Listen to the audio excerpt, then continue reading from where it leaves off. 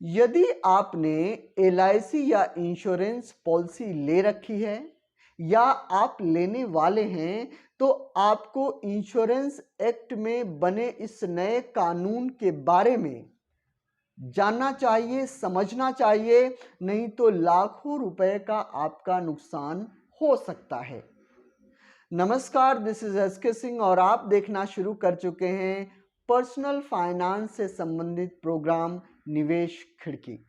अप्रैल 2023 में insurance act में एक संशोधन किया गया और यह संशोधन यह था कि जो भी इंश्योरेंस पॉलिसी आप लेंगे, अगर उसका प्रीमियम 5 लाख रुपए से ज़्यादा है, तो जो मैच्योरिटी यानी लास्ट में जो आपको रिटर्न के साथ पैसा मिलता है, वो टैक्स फ्री नहीं होगा। इससे पहले मैं आपको बता दूं कि इंश्योरेंस एक्ट में यह प्रावधान था कि आप कितना भी इंश्योरेंस ले लें, उसमें जो मिलने वाला जो रिटर्न या जो मैच्योरिटी थी वो 1010D के अकॉर्डिंग टैक्स फ्री अमाउंट था। लेकिन अप्रैल 2023 से ये कानून बदल चुका है और इसी के साथ अगर आप यूलिप प्लान लेते हैं, यूलिप प्लान का मतलब यह है कि जो इंश्योरेंस पॉलिसी शेयर मार्केट से संबंध रखती है,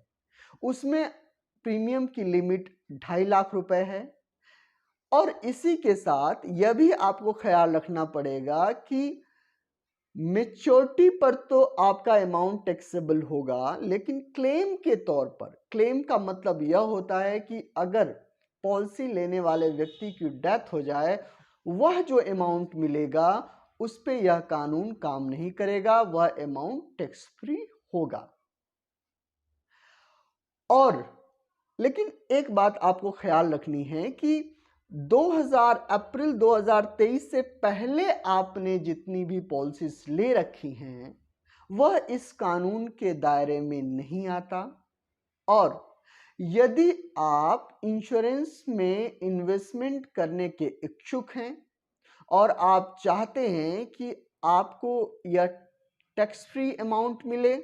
तो बेहतर होगा कि आप अपने परिवार के अलग अलग सदस्यों के नाम पर इन्वेस्टमेंट कर सकते हैं। जैसे मान लीजिए कि आप हस्बैंड वाइफ हैं और आपका एक बच्चा है, तो अगर आप तीनों के नाम पर अलग अलग इन्वेस्टमेंट करें तो सबको 5-5 लाख रुपए प्रीमियम का अमाउंट जो है कि वो मिल जाता है। तो आज के प्रोग्राम में इतना ही। अगर आप इसी तरीके के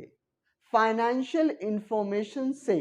अपडेट रहना चाहते हैं, तो इस चैनल को सब्सक्राइब कर लीजिए, क्योंकि निवेश खिड़की प्रोग्राम में हम फाइनेंशियल प्लानिंग और फाइनेंशियल इंफॉर्मेशन से सभी जानकारी आप तक पहुंचाने की कोशिश करते हैं। नमस्कार, जय हिंद।